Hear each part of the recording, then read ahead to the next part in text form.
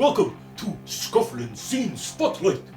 We have another guest for you today, and a very cool one. So without further ado, please welcome John Judkins. How you doing, Mr. Scufflemoss? Scufflemoss is doing very well. It's good, man. Thanks for having me, brother. So, part of the reason we want to have you here today is to talk about your great store that you have here in Murfreesboro, Tennessee.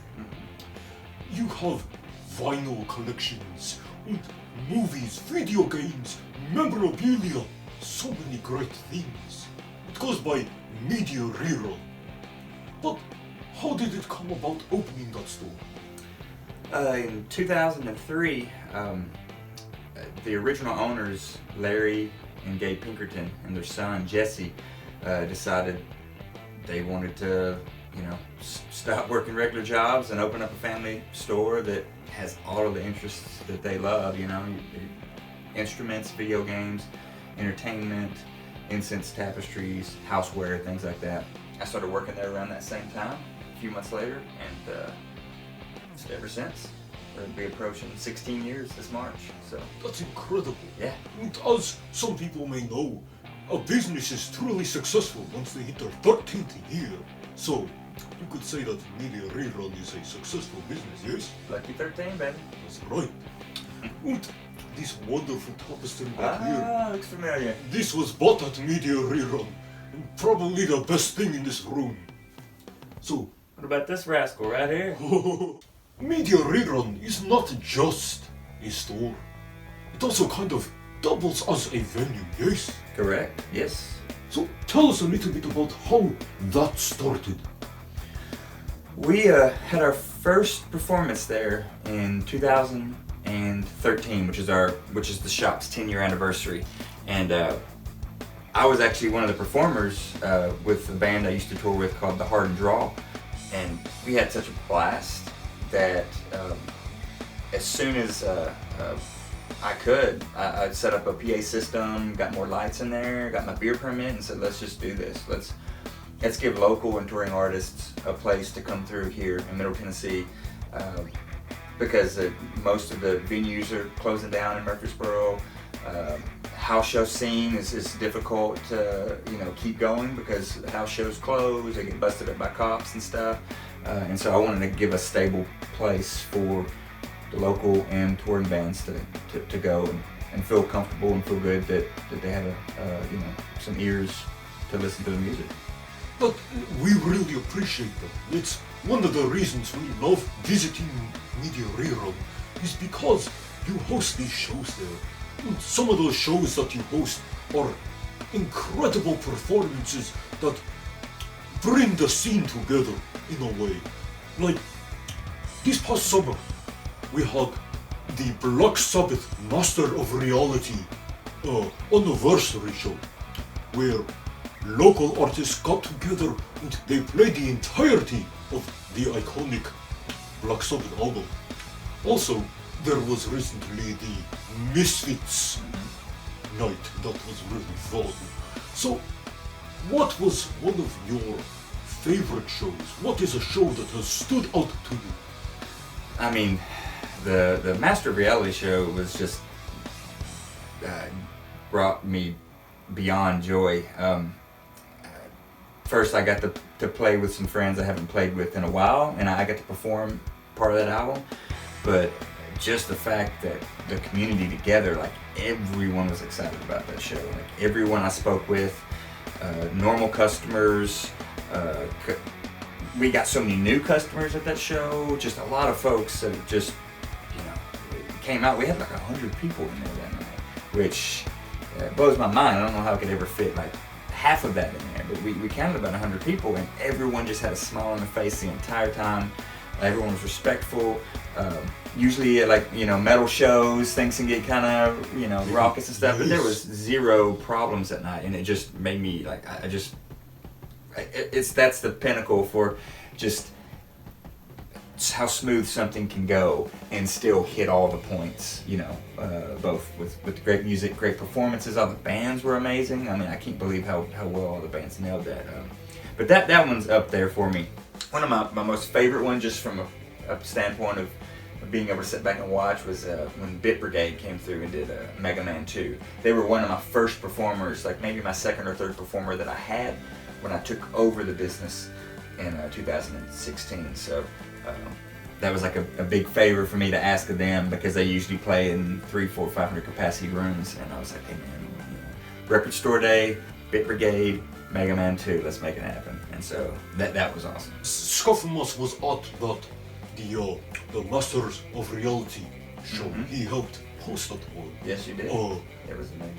Then in December we had Missile Troll, as you remember. That was interesting. Would Media Rerun be willing to take on another Scufflemoss event? Let me speak with my manager.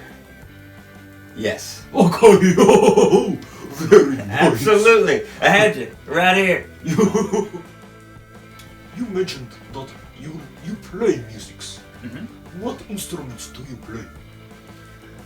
Started out, guitar as a teenager, and just from there on, it was bass and lap steel and banjo and some vocals and mandolin here and there. And that's where it started. First it was guitar, and then I got offered a tour with a band on bass, and I was like, I don't even own a bass. Can I borrow your bass? Can I borrow this amp? And at that point, I just kind of spread out into different things. What bands have you played with in the past? Laser Flames and the Great Big News. Today's the Day. I've toured with them. I've done a few tours with those guys. Wake from Little Rock, I'm still active with them. Scott Kelly, I tour with him, accompany him as a lap steel player and vocalist. The Hard and Draw, which is a Middle Tennessee act, I've recorded and toured with them. So that's most of the past few years here. Could you tell us a few of your favorite memories from touring? Oh man. It's hard when you're on tour to have certain memories, because everything kind of just butts together and crazy things just become normal, so it's hard to have. To just pick one. To pick one, yeah. We've played in some pretty amazing places. We played into a church. Scott and I played in this church that was beautiful. I mean, cathedral, style, just huge organ behind us. The whole place was lit up in blue. There was no need for reverb. I just turned the reverb off on all my pedals and stuff, and my amp was just dry because the room was just drenched in reverb.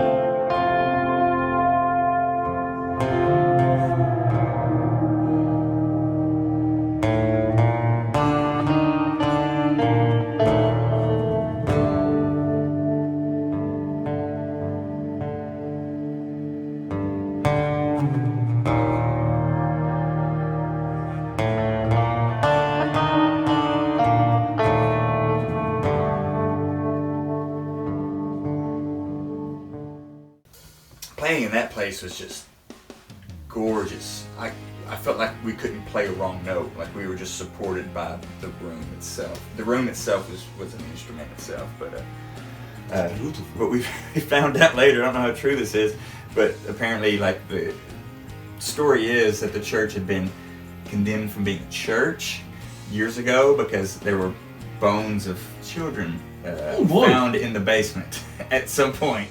Now let's do a lightning round! Oh shit. So, if you could go anywhere in the world, where would you go? Oh, I would go to any small village surrounded by the Swiss Alps. Beautiful. What is your favorite food to eat when you are on the road? Always the best burrito, or if I'm in New York, it's just any pizza anywhere. It's the best pizza. If you could keep only 3 items on your person, what would they be? Man, a good pair of all-weather shoes. I hate to say phone because that just sounds, cliche, but probably an iPod. I still have a physical iPod that has like 30,000 songs on it and stuff that I haven't listened to in years that I used to think, I used to listen to a lot whenever in my early 20s and mid 20s. Just put it on shuffle. Love that because then it just it's a throwback. It's my own classic radio station. And then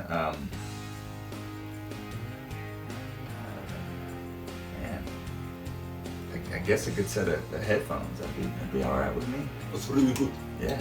What is your all-time favorite movie? It's three-way battle between Big Lebowski, Interstellar, and Fellowship of the Ring. All those guys just battle it out. What is your all-time favorite album from your favorite band? I'd say Thin Lizzy, Jailbreak. What book have you read more than once? Eckhart Tolle's The Power of Now. So Franz, we had some fun with John here. So, until next time, keep on scuffling.